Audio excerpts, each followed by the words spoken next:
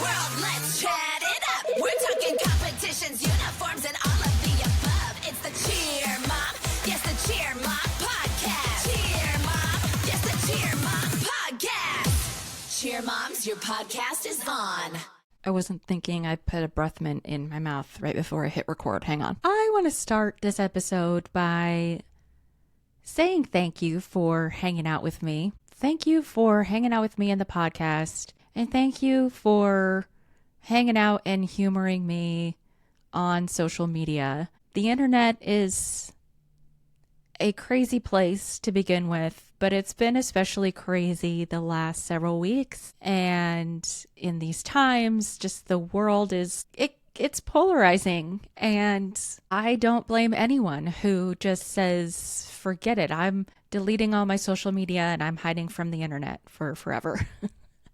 If that's even possible. So if you are hanging out with me in this little corner of the cheer world, much less the actual bigger world, I want to thank you from the bottom of my heart. It is not lost on me what an honor that is, with all of the content that's available to you, with all of the things that you could be doing with your day or putting in your ears. That you have chosen me is quite an honor. I don't take that lightly.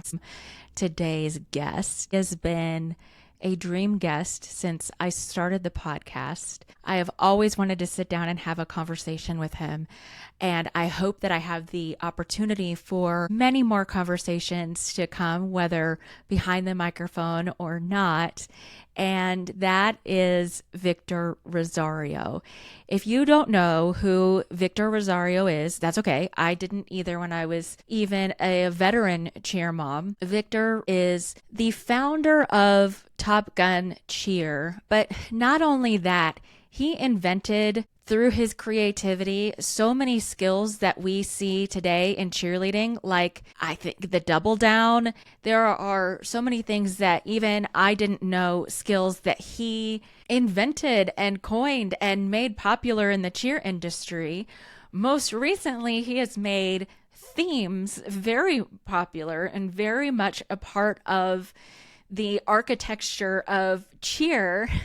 You guys know my obsession with TGLC and their themes and the way that they creatively announce the themes and implement their themes it has been so impressive to me since I first was able to see them perform live in like 2018, 2019. They have captivated me ever since. And if you remember way back to the first 5 episodes of this podcast, I had his amazing wife, Kristen Rosario, on. And whether it's Kristen or other people in the program that I have spoken with, they all credit Victor with this incredible vision and creative mind and heart for innovation in cheerleading.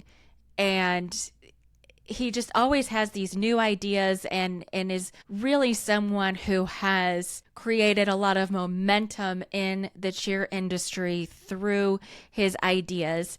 And then I've spoken with his athletes, and we had, remember, Liz and Elena on the podcast that talk about the values of Top Gun and the expectations of athletes on TGLC and on Top Gun's World's team. It is this caliber unlike I've seen anywhere else in the industry so far. They are just unmatched, and anyone you talk to will agree with that. The Rosarios are highly, highly respected in the cheer world. You should see them bopping around little like cheer competitions. They are royalty everywhere they go. And I'll tell you, they glow everywhere they go. They just radiate kindness and respect everywhere they go. And it trickles down to their performers, to their athletes, to their athletes' performances rather. And I am just tickled that I got to talk with him. He, again, was so humble about wanting to be on the podcast. He almost treated me like I was doing him a favor for inviting him as a guest when he's so busy and has so much to do, and made time in his busy schedule to talk with me about the new Pro Cheer League. It's because Miami has a pro cheer team. He talks behind the scenes about how they came up with the themes, all the themes that TGLC has had. He gives us kind of the trivia on that. That was really cool to listen to.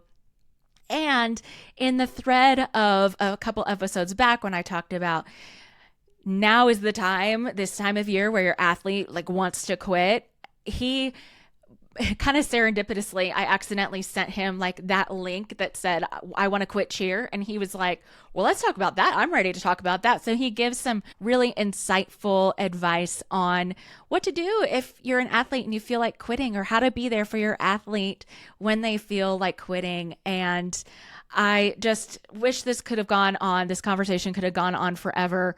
He has promised that he will be back if I ask him. So if you guys want to hear more from him, let me know. Let me know what you want to hear from some of these guests and what you want to hear more about on the Cheer Mom podcast, what questions you have, and I will do my best to get those questions answered on the show. Remember, in order to keep the show consistently going, I now have an opportunity to join as a member. It's a Patreon membership right now. Hit the subscribe button wherever you're listening or watching right now, especially on YouTube.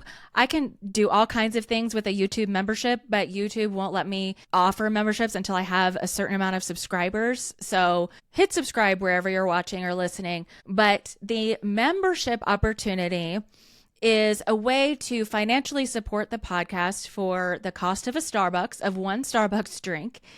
And you get all kinds of bonuses in return. So you get completely ad-free episodes. You get a private community, exclusive giveaway chances to be with me behind the scenes while I record certain podcasts, and so much more. You'll get access to new drops when they drop on the cheermomshop.com. So anybody can shop cheermomshop.com. There's all kinds of Cheer Mom podcasts and Cheer Mom gear there now, but the members will get first rights and exclusive discounts there. So $8 a month supports the podcast, and you get all of these bonuses in return. You can find out how to do that if you just tap on the description of this episode. There should be a link. I have been posting it in my social media channels. So if you don't get updates and alerts when I post to Instagram, and Facebook and all that, you can get alerted when I post. I can just be dinging your phone all of the time if you press the right buttons. Thank you all for your support. Thank you for keeping this going, for making the Cheer Mom podcast, the Cheer Mom blog,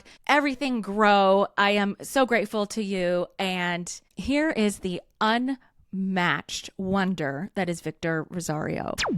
Can we all agree that we don't just wear jewelry, we tell a story with it? And that's exactly what you're going to find at TCC Jewelry. Whether it's celebrating your team, your athlete, honoring a milestone, showing your spirit, or just adding a little sparkle to your everyday look, every piece is designed to mean something special. From simple yet elegant Cheer Mom bracelets, rings, necklaces, little nods to cheer with sayings like hit 0 and 2 minutes and 30 seconds, to now an all-new customizable charm necklace that you can add your team colors to. TCC Jewelry makes it easy to wear what matters most to you. It's not just jewelry. It's a reminder of what you're proud of, what you've accomplished, and what you love. So whether you're gifting someone you adore or treating yourself, because you deserve it, check out TCC Jewelry and find the piece that tells your story. Shop now at tccjewelry.com and enter code CheerMomPod for a special discount at checkout. tccjewelry.com, enter coupon code CheerMomPod at checkout for a discount. This podcast is supported by Laundry Sauce. Say goodbye to mediocre laundry. Seriously, Laundry Sauce has completely changed the way I do laundry. They even have a quick scent quiz that you can take so you can find like the perfect scent for you because they're all about a luxury laundry experience. And here's what I love about them. With Laundry Sauce, it's not just about a chore. They want it to be a moment of joy, a little bit of rebellion, and a dash of sass, and honestly, a whole lot of confidence wrapped up in just a little single pod. And I'll admit, I was skeptical at first, but these pods really do elevate your laundry game. My clothes come out cleaner, they smell incredible, and they've tackled stains I thought wouldn't come out. Things like mud, lipstick, blood, even buffalo sauce from our restaurants. My personal favorite scent is Egyptian rose, but I've got my eye on the Italian bergamot next. I literally gave my commercial brand detergent away because I love this new detergent so much. I don't want to use anything else. So if you're ready to upgrade your laundry routine, head to laundrysauce.com/cheermomblog and use the code cheermomblog at checkout for 15% off your first order. That's laundrysauce.com/cheermomblog and use the code cheermomblog at checkout for 15% off of your first order.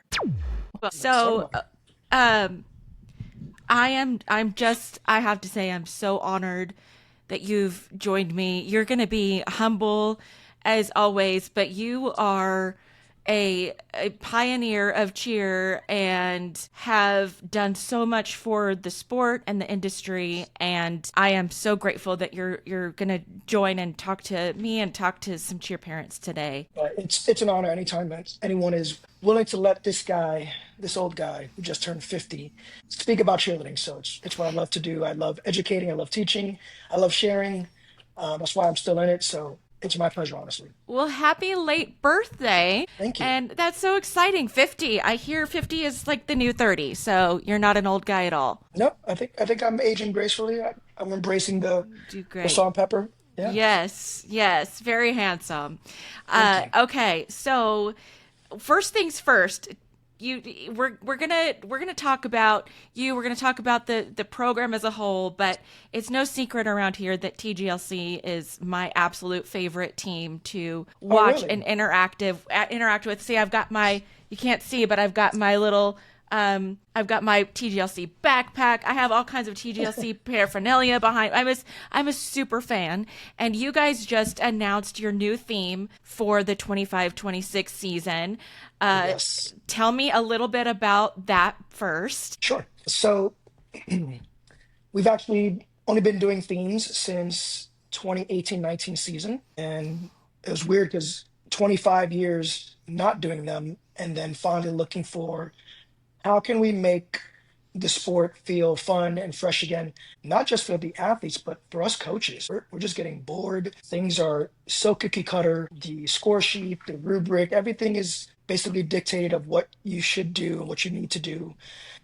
And we just had to find something else to keep us wanting to keep going for another, who knows, 20, 30 years. So we started doing the themes. It just happened to be that the Cobra Kai series was announced and came out. It was back then, it was on YouTube Red. And then I believe Netflix picked it up afterwards. And it was perfect because it was one of the most favorite movies of both Kristen and I when in our childhood, growing up in the 70s and 80s. The colors were black and gold for the bad guys in the show Cobra Kai, which I always, for some reason, have always rooted for the bad guys in all the TV shows and movies. So I was like, okay, well, and then having our partner for our uniforms with Rebel, they're so open and willing to being different and innovative and outside the box. So they basically let us do whatever we wanted to do with it and made it come to life. And it was a big hit. And then after that, we said, okay, well, how many other themes could we come up with? And literally made a list of about 10 and said, if the timing's right, if it makes sense, we'll just keep on pumping these out and have fun with it. And it did. The next year we did the Top Gun theme, which I think people always initially thought that our name came from the movie, which it did not. Or maybe it did in kind of a roundabout way, but it did not come from us seeing the movie and going, oh, we're going to named the gym Top Gun. And so we did that one, and that was a great hit. Uh, then COVID happened, and we didn't get to finish our season. We didn't get to go to Worlds, so the athletes were actually granted another year of eligibility, and we had a second uniform, which mimicked the all-white uniform that the pilots wear at the end of the movie for graduation that we never got to wear. And we also heard that Tom Cruise was coming out with Top Gun Maverick, Top Gun Part 2. So we said, I don't know if anybody's ever done a sequel before for their theme, but let's be the first, if not. And that way we'll get to use the uniform. And there's so many other taglines and different things from the first movie that we didn't end up fitting in to the music and routine. And then I'm sure there's going to be new stuff in this sequel that's coming out soon that we could get bits and pieces from the trailer. So that's what we did. And we went with that one. And it was a big hit. Then after that, we went into, it was supposed to be Rocky. Rocky was another one of our favorite movies growing up, especially Rocky 4 with Rocky against the Russian. And so we ended up starting with Rocky, but it kind of evolved into just boxing in general because it gave us a lot more content to be able to pull from, using quotes and different ideas from Muhammad Ali, Mike Tyson, Floyd Mayweather, and others. So we did that one. Then we went into the EMT. EMT actually was not supposed to be EMT that year. I can't remember exactly which one we were going to do, but we're driving back home from Worlds after actually winning Worlds boxing game, winning Grand Champs. And again, Chris and I are in the car driving 4 or 5 hours from Orlando to Miami and talking about, and this is after just winning Grand. Like, we're so bored. It's still the same. We're definitely pushing the envelope and trying to keep ourselves entertained, but throughout the regular season, we still have to conform to certain parameters. And it's frustrating that we build our routine for Worlds because we look at that as the most difficult competition we're going to compete at because it is on a comparative scoring system versus when we go to the normal varsity events and others. The rubric is very clear. We don't have to push the envelope with our skills. We just have to be clean and hit the routine basically, and we could be in a good position to win. But a lot of times we don't win because we're pushing ourselves, our skill limits, the creativity and all those things, and we'll get beat out by another team that just does the exact number they need, really focuses on with the way the score sheet is designed for those events, and will unfortunately end up faltering in some way and not winning. But then it all kind of flips when we get to Worlds and it's on comparative system, and there's a big separation there because the judges can actually reward us rather for those things that we do well. So we're talking about it. We're like, you know what? I feel like the love that I had for it is just kind of dying. I need to be revived. We're like, why don't we bring back the old Georgia All-Stars doctor and nurses theme and kind of play off of that? And so we use that kind of as our inspiration and just the thought process behind how we're feeling, and that's where the EMTG theme kind of came to fruition. The year after that, it was our 30th anniversary, so we kind of already knew years in advance that when we got to 30, we were going to do 300 for anything, kind of celebrating our empire that we built over this course of 30 years. So we did that. And we also got an opportunity to be really outside the box and put the guys in these pleated gladiator type skirts, which I don't think have ever been done before. They were a little hesitant with having to wear it at first, but I think by the end they embraced it fully because it looked tough and they were able to pull it off. I had a great season with that one. And then this past year actually was not supposed to be the race car driver F1 theme. So it's something else, but we were working with Rebel on how the design was going to come out and certain things that we were really kind of pushing the limits of their research and design team as far as fabrics and other things we wanted to do with the uniform. So we realized it was going to take a little bit more time for that to come out the way we wanted to, and it's better not to rush it. So we pivoted and said, okay, well, how can we kind of use the base model of what this uniform is going to look like, but do something else with it? And it just so happened we've been watching for the past 3 years the Formula One Drive to Survive series on Netflix, where it's all focused on F1 and bringing awareness to the mainstream world of what Formula One racing is all about. And we loved it, watched all the races, watched all the 6 seasons of the series, and that's where that theme came out. I think it really was a fan favorite. We were able to do a lot of cool things with having the lights on the back of their uniform and things like that. And then so now here we are. We actually weren't planning to do Avengers, but because we started to see kind of a pattern with the Drive to Survive, going with our Drive to Survive, winning 5 years in a row, like, okay, well, now we're going for 6. and that goes with the 6 Infinity Stones. So let's put off what we had in mind for this year. Let's do that one instead. So we already have next year's theme. I won't say what it is, but we already have it in mind, and we'll see if it actually plays out the way it's supposed to, or if something else better comes around. But yeah, that's how we ended up with this one now. I mean, we've watched all the Marvel movies multiple times over.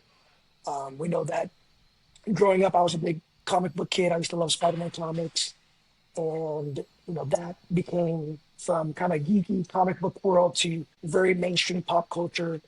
The Avengers are now coming out again with the new Doomsday movie. So kind of the world and everything just kind of seems to align every time we go to start thinking about what themes we're going to put out. So we just kind of run with it. I love that. And that was going to be one of my questions is what goes into deciding these themes, and you just already answered that because it fuels you, it's pushing the envelope, pushing the limits. It has really breathed a lot of life, I think, into the industry and inspired all of us. I hear as a 40-something-year-old woman every year, I say, okay, I'm going to back off. I'm not going to get, as invested. And but every year, I mean, this year I even texted you and I'm like, what does this mean? This isn't a fair clue. And we gotta figure this out. And it's so much fun to see an entire community. I mean, I was posting on social media and my community of cheer moms was invested in, well, what do you think this means? And what do you think they're going to do about that? And I'm sure it's going to be this and it's going to, and how cool is it that a whole community can rally around what a theme for a cheerleading team is going to be. That's very powerful. Yeah, so I'm happy to hear that it's trickling down, even into the parents. I didn't even think that the parents were watching that closely and following along. So that's really cool. But again, we are just thinking and operating from our heart. This is what we like. We think that we kind of look at ourselves as artists who have this canvas and want to paint this picture of all-star cheerleading the way that we think it should look like. And it may not be for everyone. And then there's going to be some that love it and want to buy it and hang it on their wall. And if you don't like it, that's okay. And if you love it, awesome. We're doing it for you and for ourselves, just to stay true to our identity. And every year that we've ever kind of strayed away from that and tried to be someone we weren't, we felt like we wanted to quit the sport. It just wasn't fun. It wasn't inspiring for us. We probably would have hung it up a few times already had we not realized that and just taken that leap of faith that, it may not go over well, but we're going to be happy with ourselves for doing it the way that we like it. And it's funny that when you operate from that space, the kind of results that you actually get, it becomes a byproduct of that. So if I could offer any advice to anyone else out there listening, whether you're a coach, athlete, gym owner, or just parent, stay true to yourself, stay true to your identity, do what you love, and don't worry about everybody else. There's a saying that we always kind of go back to, and those who matter don't mind, and those who mind don't matter. That's what we think about when we're putting our stuff out. I really like that, and that really goes into the culture that you seem to have at Top Gun as a program, and it's something that industry professionals and myself have noticed over and over. It's not just great cheerleading and great athletes and winning worlds 5 times in a row and having all of these championships. You really seem to create this culture of character and integrity and being true to yourself. And that comes through in the athleticism, but something that has really struck me and that has contributed to my super fandom is how your athletes conduct themselves off the mat. And I have experienced that in an up close and personal way. I just have story after story of being blown away with the respect and the kindness that your athletes not only treat other cheerleaders who want to take a picture with them, but how they treat each other. Can you talk a little bit about how you have created in an industry that is so competitive and that can sometimes be competitive in a very unhealthy way, even within gyms? How have you created this healthy culture? Yeah, that's a great question. Guess I'll give you a little bit of the backstory. So it was probably around 1996, 97, so our second or third season. Back then, we only had TGLC. It was the only team that existed for Top Gun. We hadn't started to expand the program. Really didn't think we were going to have more than one team way back then when we were, 18, 19 years old. And we had just come off of a UCA competition. We were literally leaving what was the milk house back then.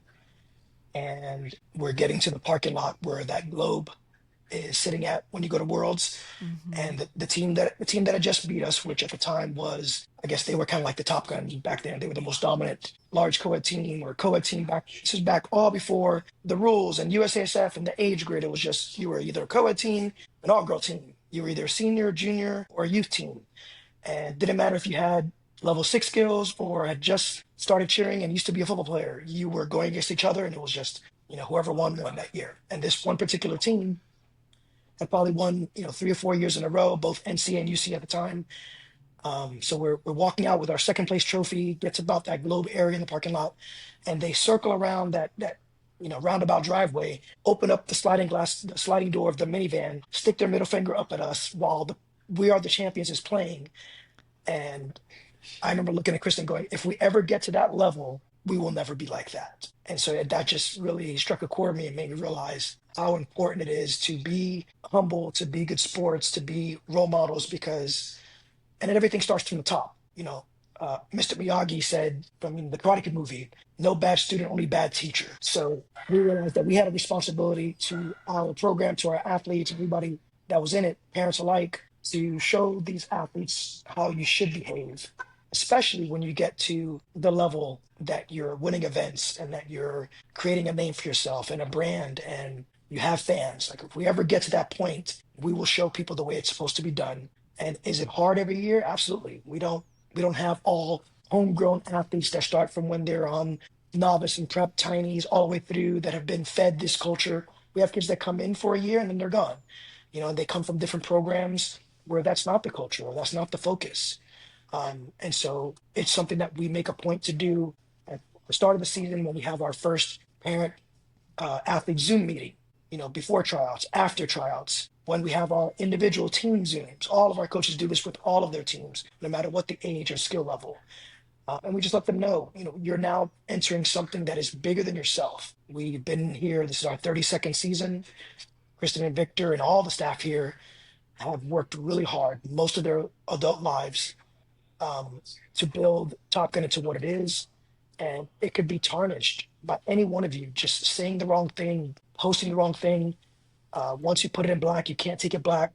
We have all these things that we kind of say to help drive home those points. And think about when you got into cheerleading. What inspired you? What did you see? Who did you watch that made you say, "Oh, I want to get into a sport"? A lot of them were like, "Oh, I saw Top Gun in 2014, 2017. I saw, the junior team." It's not even large co-ed per se. Like there was just something about them, the way they carried themselves, the way they performed, that resonated with me and made me say, one day I'm going to be there. It's like, well, you are now that to all these other little boys and girls out there. And how sad would it be if you went up to someone you looked up to on that team, like, "Hey, can I get a picture?" And they just blew you off. And that's happened to some of the kids that were on TGLC from other teams that they idolized. And so they get it. They understand it. We talk about it, like I said, all throughout the summer. We talk about it again when we go to our big team camp called Camp Geneva in October. We remind them again before we go to competitions, and it's at every age level in our team. Like, you guys are going to go there, and you're going to have other little tiny teams that go, "Hey, can I take a picture with the Golden Girls, Tiny Level 1 Elite?" Because they think you guys are the best thing since sliced bread. You're going to stop. You're going to take pictures. You're going to take off your sunglasses. You're going to take out your AirPods. You're going to, post the picture. And you're going to thank them for wanting to take a picture with you and tell them how much of an honor it is because they're idolizing and they're being your fan. And you're going to see how much of an effect that has on them. And there's going to be more people in the crowd cheering you on. And it's just going to grow from there. And I think some of them may not completely believe it. And then when they start to do it and they start to see it, then they really drink the Kool-Aid and they understand, yeah, this is really true. And how good do I feel that I just made that impact on that person?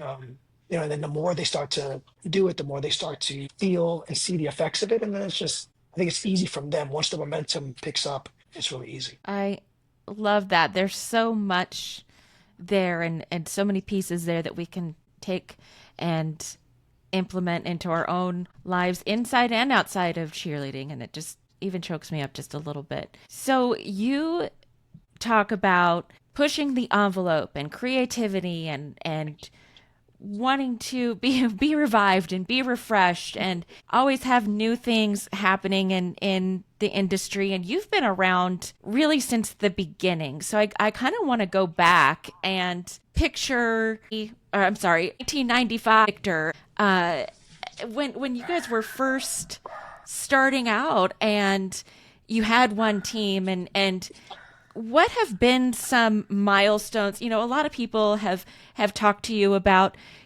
how you started the program and what you did, and I want to really hear about what were the milestones that made you go, "Oh, this is not just Top Gun, but this industry is going to be more than we maybe imagined that it was, or this is going to be huge, or this is the next big thing." Are there times along your 30 some odd years that have really made you think, oh, wow, this is big? If I'm being completely honest, 17-year-old Kristen and 18-year-old Victor did not have the the vision and the foresight to look that far ahead at the time. Fresh out of high school, we were just in love with the sport. We were both pretty decent athletes. I was super obsessed over it. I always tell people, I'm kind of not proud of this part, but I went to college for 6 years and have 0 degrees. But I think I got a doctorate in cheerleading because And then I some. obsessed.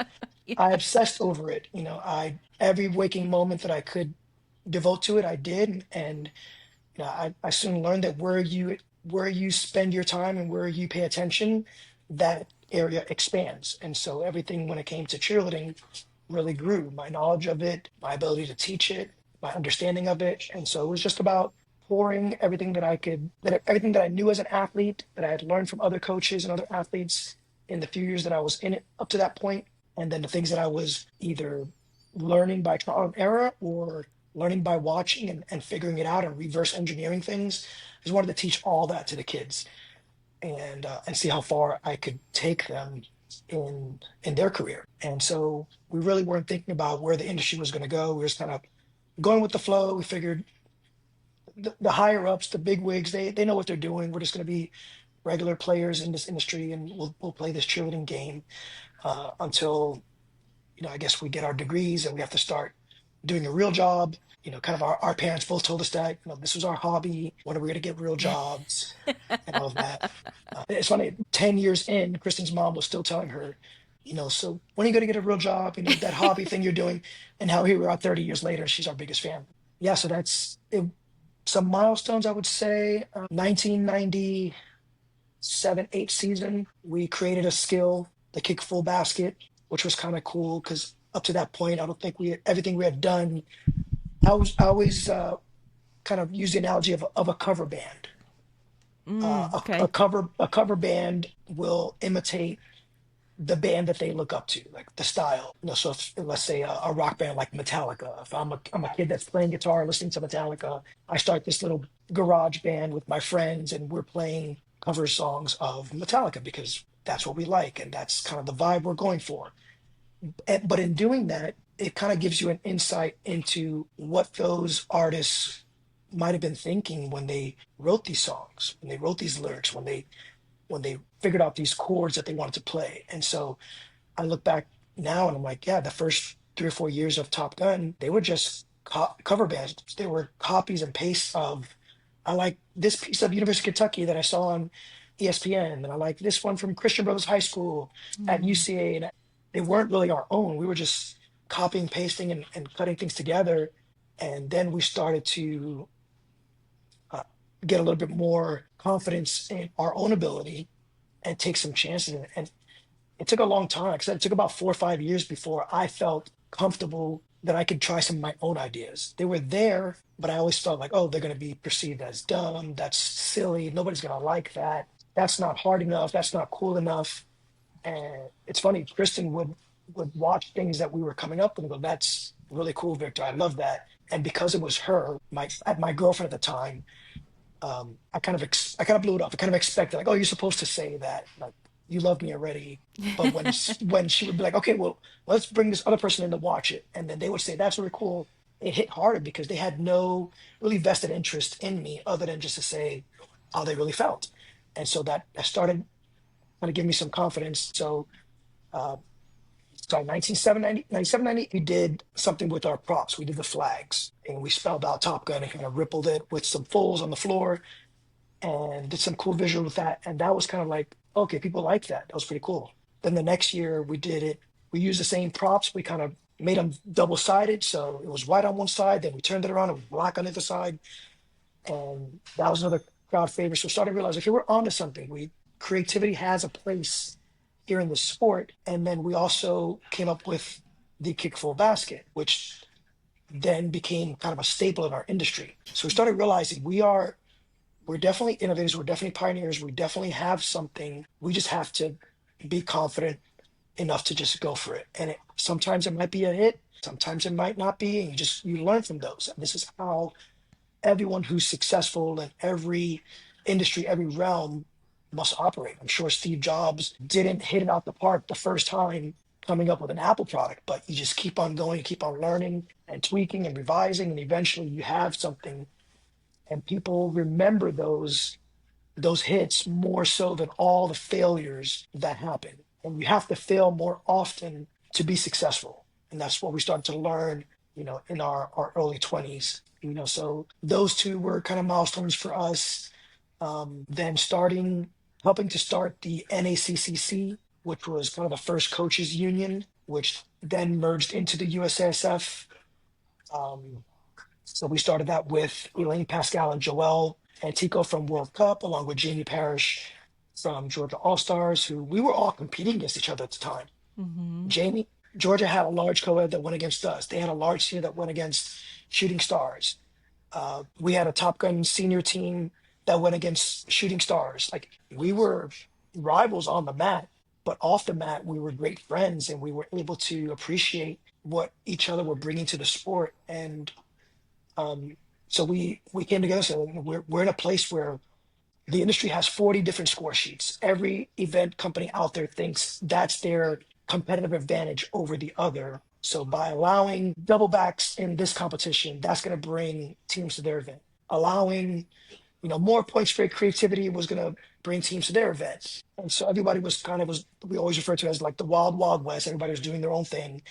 And it became so hard for us as coaches and gym owners that we would go compete at different events weekend after weekend, and we would have to change our routines literally within one or two practices. Take that out, add an extra spotter, change the level of that stunt, only twist once instead of twice, or add a second twist to be competitive, add a second flip, and it was really crazy. And a lot of times it was dangerous. So that's why we came together and said, I think we need to kind of lead the charge with this. And Elaine has always been kind of like the godmother of cheerleading. Top of the fact that she's Italian, we kind of looked at her like, okay, she's the Italian mob boss of cheerleading. And Love when it. she speaks, everybody listens, and she has a knack for bringing everybody together. She gets on the phone, she calls all her friends. You guys got to be there in Atlanta. We're having this meeting. We're gonna hold up these paddles, and we're gonna vote on what the rules and the division should be, and we're gonna present it to the event producer, and they're gonna have to listen because why would they not? When all these gym owners and coaches are saying this is what it should be. We don't care that you're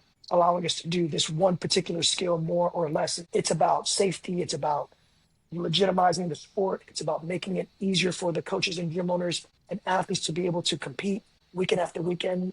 And so we did that. And that was a huge milestone in our industry. And that kind of helped spawn other things like the USASF. And, Worlds would never have come about probably had that not happened with us with the NACCC. What else? We were also very much the ones who pushed for having spring floor in our sport.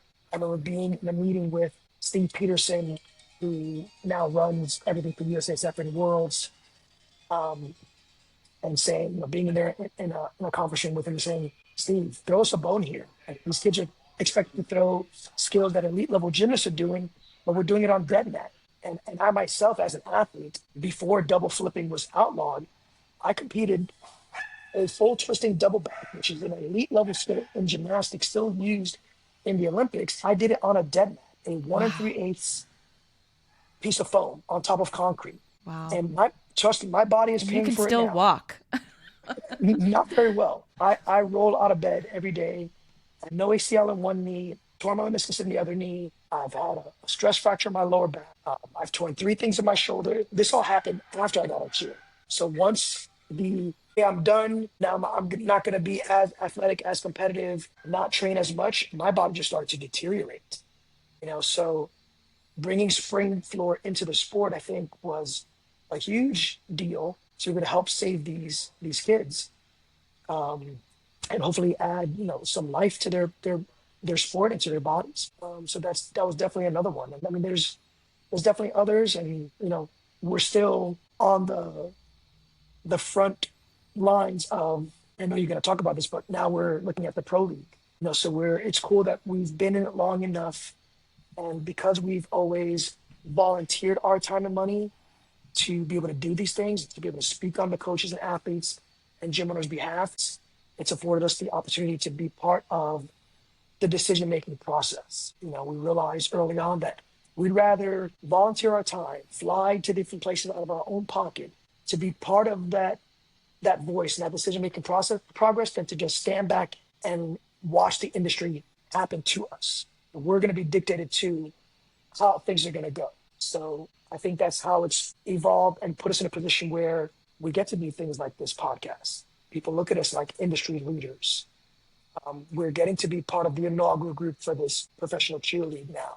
We've been part of the USSF board of directors for Kristen. I've been on the rules committee for 20 plus years, helping to form the sport and keep helping it to evolve and rethink where do we want to go in the next 20, 30 years. Well, let's backtrack from that. How does that look right now? What decisions do we have to put in place now to be able to make those things possible for our kids and our gyms in 5 years, in 10 years, in 20 years? Even for my own daughters that are now coaches taking over the business, kind of learning the ropes. We want to pass this on to them. How can we lead better than we can?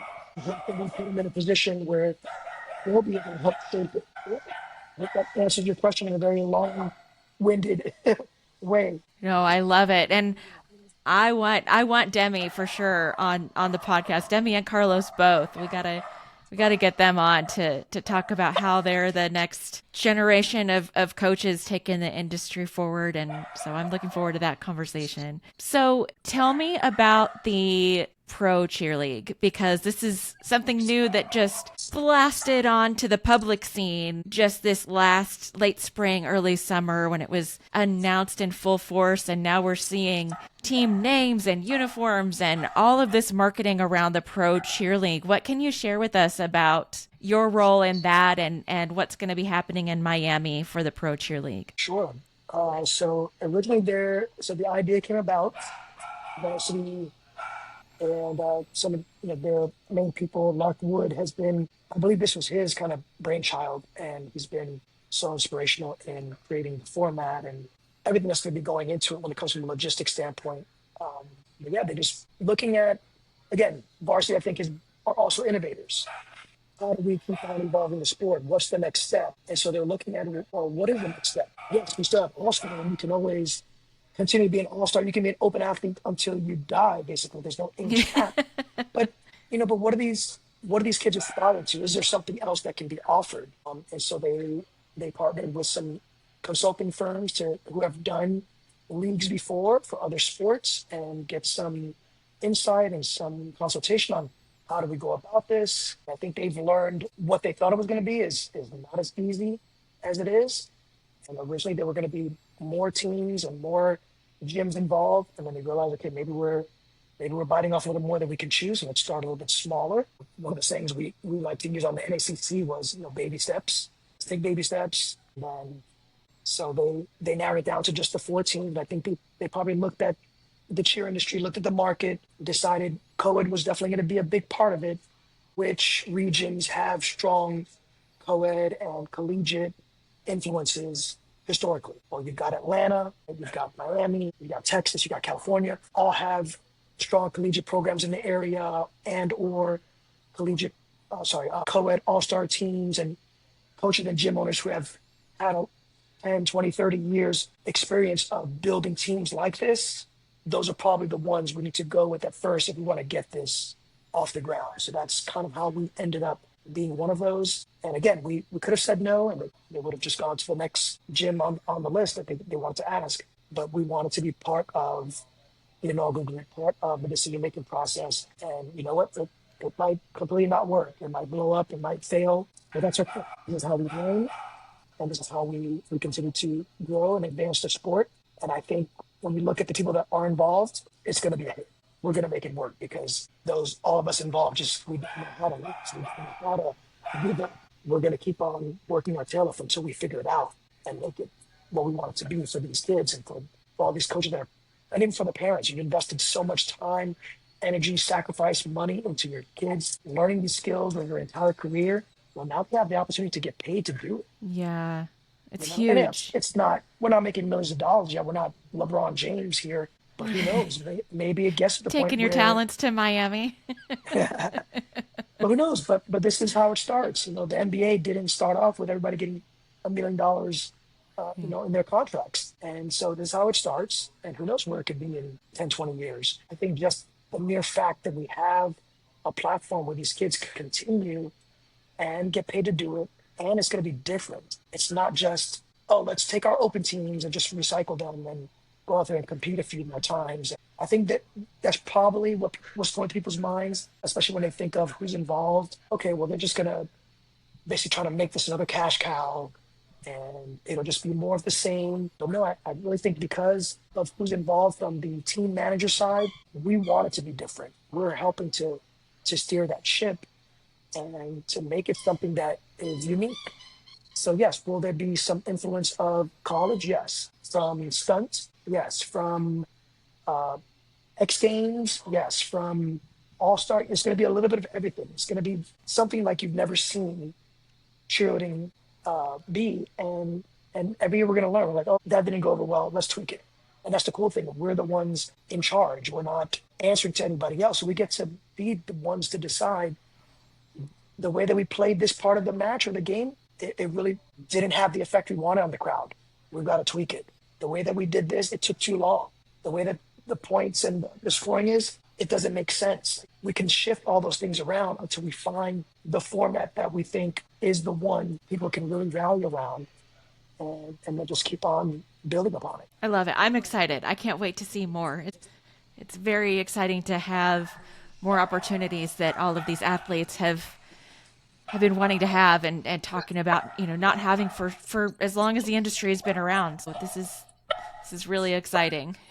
Love the fur babies. What kind of dogs do you have? They're dogs, adoptions, and one of them is a boy. He's very sweet, doesn't bark in, and the other one is super feisty. She's the protector, and she's a Great Dane or something. So you've got some protection going on in the house, and they're just barking at everybody. I love it. Love it. Okay, so we're in a time of season, and it's kind of funny because you and I stumbled on this topic when I had a slight technical difficulty. But we're in this time of season where choreography, for the most part, is over, and the excitement of a new team the honeymoon period is basically over with new teams. Summer is over and school is starting, and there's competition season feels miles and miles away. And this is the time of year where, in my personal experience as a cheer mom, and since I've been doing the podcast and people send in questions, this is the time of year where it seems as though athletes, they want to quit. They're like, this is too hard. I want to quit. I hate it. And I've always said, just give it till the first competition. If they still want to leave during the first competition, after the first competition, then, have that conversation. Never quit in the middle of the season, parents, please. But what are your thoughts on whether it's this time of year or any time when an athlete is saying, I don't think I want to do cheer anymore. I want to quit? Well, I think the important question for the athletes, mom or dad, and even the coach and gym owner, if they're having athletes that are saying that, if they're noticing people that are are quitting, parents that are coming in to announce, my kid's done, she doesn't want to do it anymore for whatever the reason is. Why is that? Where's that coming from?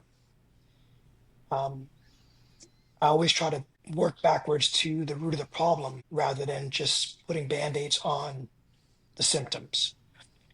And so what I've learned is that it stems from their identity. What kind of athlete do they identify themselves as? Am I the kind of athlete who completes what I start? Am I the kind of athlete who I love the sport of cheer? I know that summers are going to be hard. In our gym, we have no AC. It is 90, 100 degrees outside. It's way hotter inside and humid. But I know that I'm signing up for that. And I accept that fact. I'm going to embrace it. I'm going to learn to fall in love with the fact that I'm training in a really hot gym and it's muggy and it's sweaty. And like, you have to be very clear about what you want as an athlete and why do you want those things. And we always talk about it's really easy to be great when everything is going the way that you want. It's really easy to be happy when everything is going the way that you want. It's when the chips are down that you truly find out who you are. You find out your true character. So I think a lot of people that are maybe thinking about quitting, it's because if I'm an athlete, I'm thinking about quitting. I'm coming in thinking it's going to be a certain way. And then when things start to get hard, I didn't really sign up for that part of it. Okay, well, I want to win a world championship, but not when it's time to do what world champions do.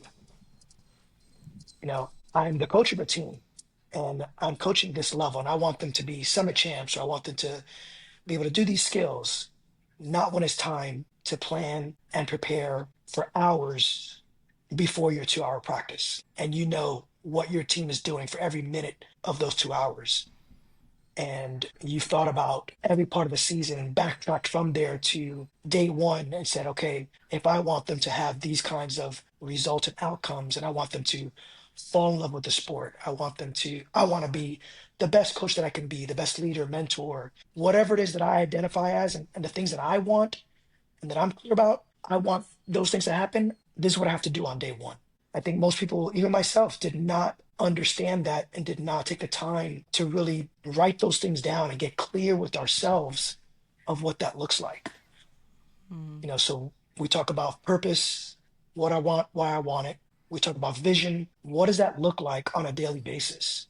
What are the actions that I have to be committed to on a daily basis that will then put me in a position where those things could even be possible? And then my goals are not win worlds, or my goal is be on time to practice, wear my practice outfit every time, have my hair up in a bow, be a great teammate, be positive, be encouraging, listen to my coaches, be kind in the way that I speak to my athletes.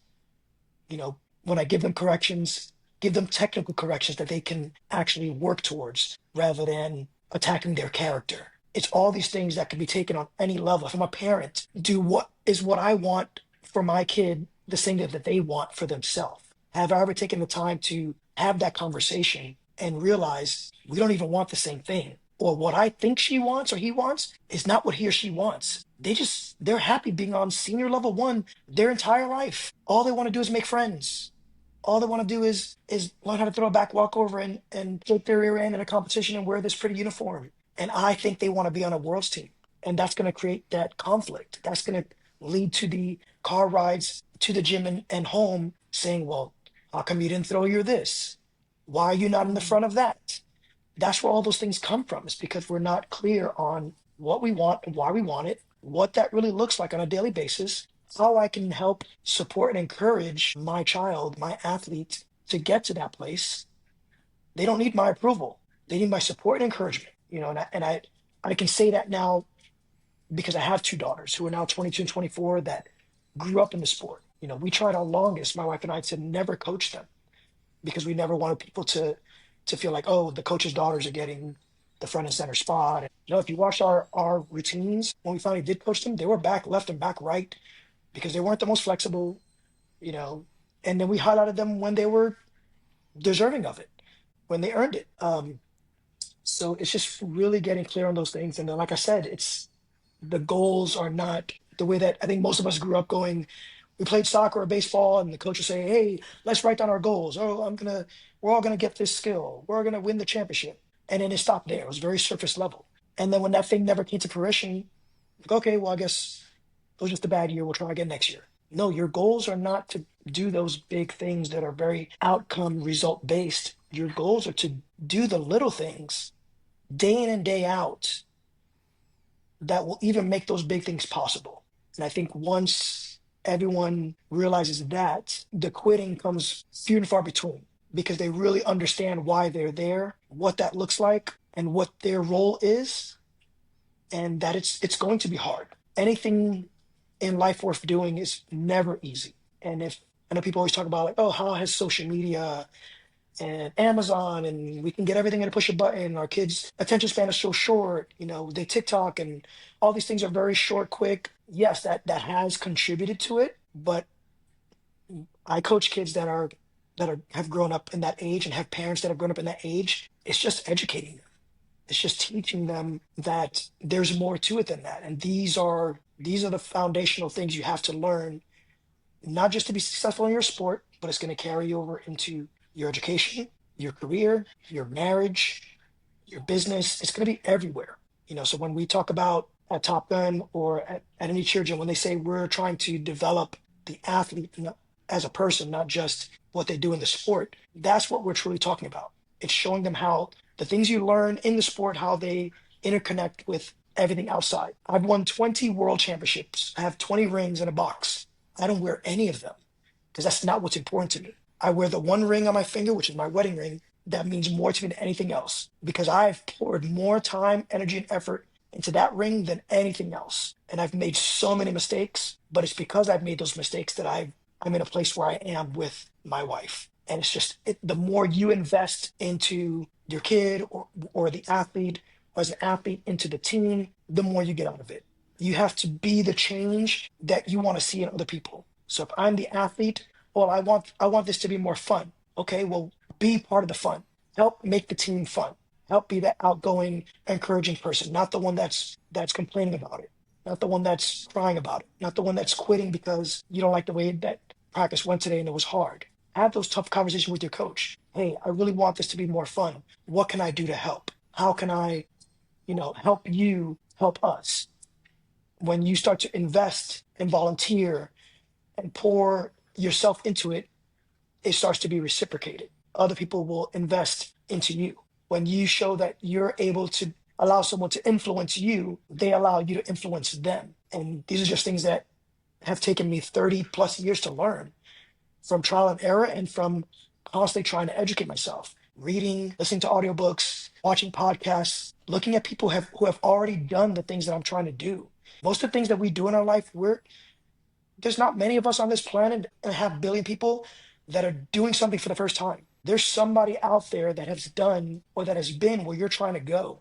Go find them. Go learn from them. Go read about that and see what you can steal from them and make your own and implement into whatever it is that you're trying to do. And then, yeah, every now and then you'll have a revelation, have this, oh, we created the kick full. But that doesn't happen on a daily basis. And that only came from somebody else. Like literally, I can't even take credit for the fact that we came with a kick full. I still remember that we had a regional competition back then, they're called regionals, when you competed at the local high school on a wrestling mat. And that's how you qualified to get to nationals. And we were literally just doing the same toe touch basket and pike open basket and with the same basket again, like 2 3 years in a row. And he was actually the University of Kentucky coach at the time named Glenn Cook. He was one of the judges and he pulled me aside afterwards. Like, I really thought that, you guys seem to be kind of the trendsetter. I thought you were going to come up with something better, like the basket was going to like twist or something. And it ate at me to the point that I literally have a VHS tape sitting in my closet of me bouncing on the same trampoline that we have at our gym now that's like 50 years old. I'm there bouncing, trying to figure out how to kick and spin until I finally figured it out. And then we taught it to somebody, and then look where we are now. They're just doing all kinds of kick spin, 5-trick baskets. But it's because someone put that idea in my head that you can do better. There's something more that's out there. You're 7. I know you're capable of more. And I think that's, as a leader, as a mentor, as a coach, as a gym owner, I think that's my responsibility to help my staff, my athletes, the parents, help everybody, even outside of our industry, realize that there's more that just hasn't been tapped into. Think, use your brain, think outside the box, because you could be the next big gym, or pioneer of choreographer, or a skill, or you create the grip that then revolutionizes the way the way we stunt. And if you just conform to just doing what everybody else is doing and not trying to continue to educate and try things and allow yourself to fail, be okay with failing, then you'll never be extraordinary. You'll never be a pioneer or a trendsetter or a trailblazer or a legendary. All these things that I think most people want to be those things, but again, it's when it's time to do the work that it takes to be those people, you're not willing to do it.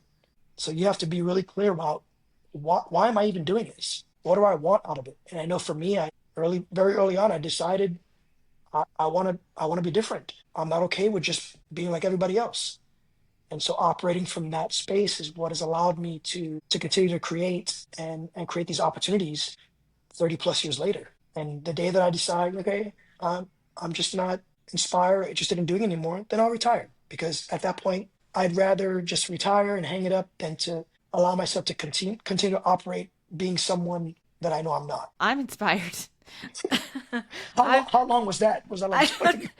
I would have let you keep going forever, because that's the stuff of life. That's the meat that I've never hit a cheer mat and I've never done a back walkover, let alone a kick double. So, I'm inspired. Neither has Elaine Pascal, and she's one of the best coaches ever in the sport. So and that's the funny thing. You don't have to be able to do the sport. Bella Caroli was the best gymnastics coach and coached Mary Lou Retton, Nadia Comaneci, like all these icons. He was a 6'6" guy that did not do gymnastics, but he decided I want to coach this sport. I love it. I have this burning desire to be a part of it, and he figured it out. And he created a system that he could replicate and pump out all these Olympic champions. Elaine was a basketball coach. She was a basketball player growing up, and she coached her school teams to championships. Interesting. And so she was able to take those same ideals and systems that worked and use them in cheerleading. And she's just, I mean, when you're around here, like, I can do anything. This lady just motivates me to want to be this worldly person, and something that I didn't even see in myself. So you don't have to be able to do the skills or have done the sport. You just have to love it and be obsessed enough with it to go out there and study it and learn it. And I think anyone can be great at it, at least as a great coach. I mean, you may never throw a double full, but doesn't mean you can't coach a double full. I love that. That's great advice for athletes and coaches alike. You don't have to limit yourself based on your experience or your skill. I love that. I love that. Thank you so much for this conversation. It's everything that I hoped it would be and more. And I am just so grateful for you and your family and your coaching staff and your athletes. And I could go on and on for the contributions that you have made and continue to make, and the amount of love and joy that you bring to every room that you walk in. I see you guys around competitions, and you just always have a smile on your face, and people are always drawn to you, and we're rooting for you, and we're grateful for you. So thank you for spending some time with me. It was my pleasure. Again, I feel honored to be able to be on and share all of that, and I hope it helps at least one person, give them a little bit more insight into this cheerleading thing that we do, and be able to take some of the lessons that I've learned and apply them into their lives. Again, that's why I do it. So I appreciate you allowing me this opportunity and this platform to share that.